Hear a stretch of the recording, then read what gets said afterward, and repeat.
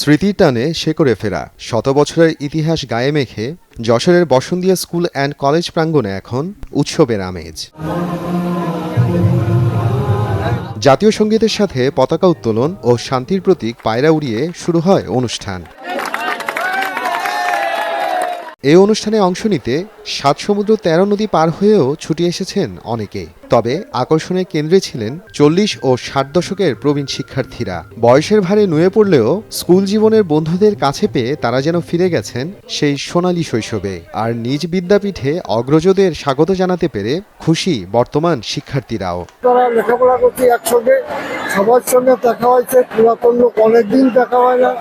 এখন দেখার পর মনটা ভরে যাচ্ছে, আনন্দ পাচ্ছি এবং মনে হচ্ছে যে আমরা নতুন করে আবার ভর্তি হয়েছে এই স্কুলে। হাতের সাথে পরীক্ষা দিয়ে পাশ করি, পরে আমি পড়াশোনা করি। আজকের যে আনন্দটা, আজকের যে অনুষ্ঠানটা, আমি অত্যন্ত গর্বিত। আমি 38 সালে এই স্কুলে ভর্তি হয়েছি। আমার বয়স এখন, আমার বন্ধু বান্ধব যারা আছে তাদের কারো দেখা নেই, কেউ বেঁচে নেই। আশা করি আমি বেঁচে আছি। আমার বয়স এখন 96।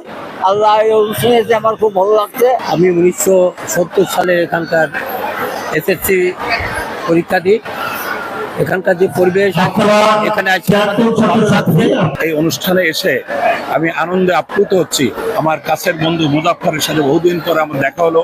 আমার অনেক বন্ধু বান্ধবের সাথে দেখা হচ্ছে। অনেক ভালো লাগতেছে, যেহেতু শৈশবে আমরা যখন যাদেরকে অনেকদিন দেখি, আজকে তাদেরকে পেয়ে আমরা আনন্দিত। প্রবীণদের সঙ্গে দেখা হয়েছে, কি ভালো লেগেছে সেটা বলতে পারবো। মনে আছে যে আমরা সেই ছোট হয়ে এখন আর বড় নেই। আজকের আমাদের এই শতবর্ষ অনুষ্ঠানে আমরা সমস্ত বন্ধু বান্ধব আজকের আজ একত্রিত হয়েছি।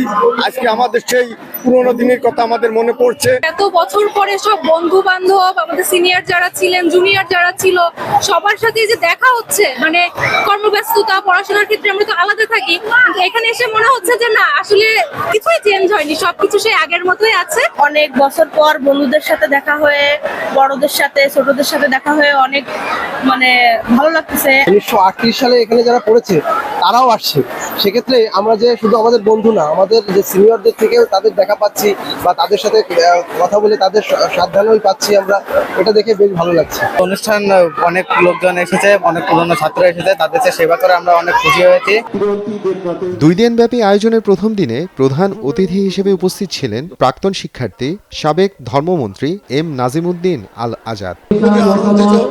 পরামর্শ, উপদেশ এবং আর্থিক বিভিন্ন সহযোগিতা করবার জন্য এই ধরনের একটি অনুষ্ঠান করতে পেরে আমরা সকলেই আনন্দিত। আগামীতেও নবীন প্রবীণদের এমন মিলন মেলা আয়োজনের আশাবাদ ব্যক্ত করেন আয়োজক কমিটির সদস্যরা। সকলেই অত্যন্ত আনন্দিত। আমরা আজকে এই অনুষ্ঠান আয়োজন করতে পেরে আমরা অবশ্যই গর্বিত এবং পাশাপাশি এই অনুষ্ঠানটি যারা আয়োজন করে, যারা সহযোগিতা করেছেন বিভিন্ন দিক থেকে, তাদের প্রতি আমরা কৃতজ্ঞতা প্রকাশ করি। 1919 সালে প্রতিষ্ঠার পর 1924 সালে কলকাতা বিশ্ববিদ্যালয় থেকে বিশেষ স্বীকৃতি পায় এই প্রতিষ্ঠানটি। পুনর্মিলনী অনুষ্ঠানে 2500-এর অধিক নবীন ও প্রবীণ শিক্ষার্থী অংশগ্রহণ করেন। সময় সংবাদ, যশোর।